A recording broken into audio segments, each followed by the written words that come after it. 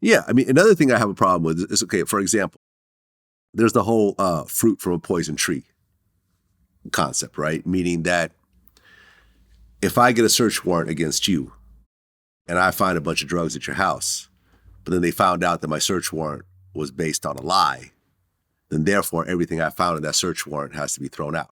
Correct. Right? Correct. Now that's a real law in cases get thrown out because of that. Absolutely. But if I'm a cop and I walk into a room with you and said, hey, your friend just told me that you sold all the drugs and you killed 20 people and he's testifying against you. And this is what he told me. And I swear to God, that's what he said. And then that makes you say, oh, okay, well, let me tell you some things. And then you find out that the cop was lying the whole time. That's okay. That's fully admissible.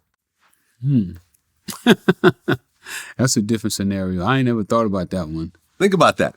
That's a cop could lie to you. He can lie. I guess he could lie to me. He can't lie on the witness stand, though. He can't lie on the witness stand. But what I'm saying is that cop can get on the witness stand and say that I lied to Freeway Ricky to get him to confess, and he fell for it. Yeah, you're right. They can't do that because, I mean, I saw where females have sex with the people they're trying to catch, and even though they say it's unethical, but it's part of the deception that female cops, undercover, whatever. Yeah, the judges said that it's unethical. They didn't, take kindly of it, but it's part of being undercover, But they kind of let them get away with stuff when they're undercover. I mean, it's a lie for them to be undercover. They posing as somebody they really not. So you start that whole thing off as a lie and bullshit. But it's the court system, man. We in America, and I'm like this here, man. If you still out here committing crime, these days, something wrong with you, man. It's a lot easier than it used to be. When we was coming up, we didn't have Google to tell us all the different ways to make money and how you can, you really can start with nothing. They got people out here that's really taking these right here and this right here and making money out of it.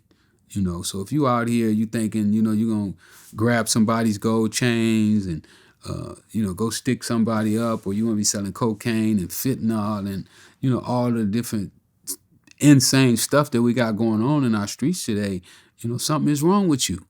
There's too many other ways that you can, make a decent living for yourself, and if you really, if they really dedicate themselves, really commit themselves, Vlad, like me, man, I got out, when I first started doing interviews with you, man, I don't know if I was still homeless then or not, Really?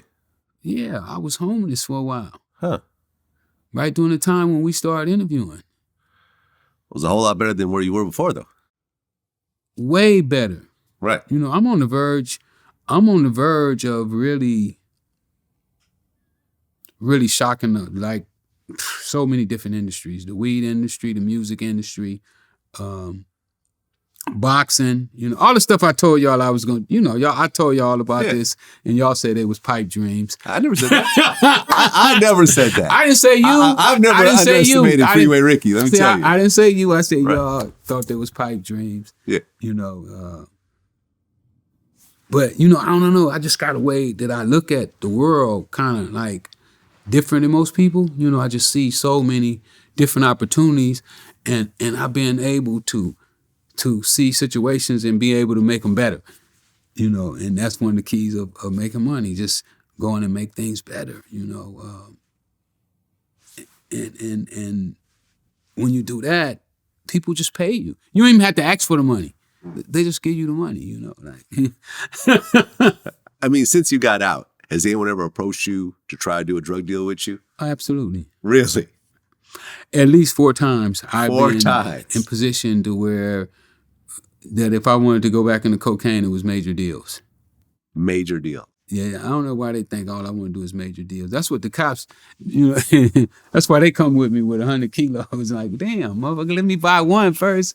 Let me get an ounce. You know what I'm saying? Normally when you start selling drugs, you start with an ounce or maybe an eighth or something like that. There, y'all didn't read the book. So they come, with 100 kilos, but they was playing on my mindset, you know, that I still wanted to be big, you know. But yeah, I done been approached about 4 times, you know. Okay. Out of those 4, how many of those do you think were cops? Or someone working closely with the You cops? know what? I didn't even give it that much of a thought. You know, I shut that down real quick. Not interested. Next. Not interested. No, not at all. Please. And then I also say, please, will you not talk about that around me? Because, you know, they might be listening. Do you think that law enforcement was following you around and seeing if you were going to? I never thought that. Nah? Nah. I was just joking. You know, I like to joke around sometimes. You know what I'm saying? But no, man, I have no, I don't want to talk about it. You know,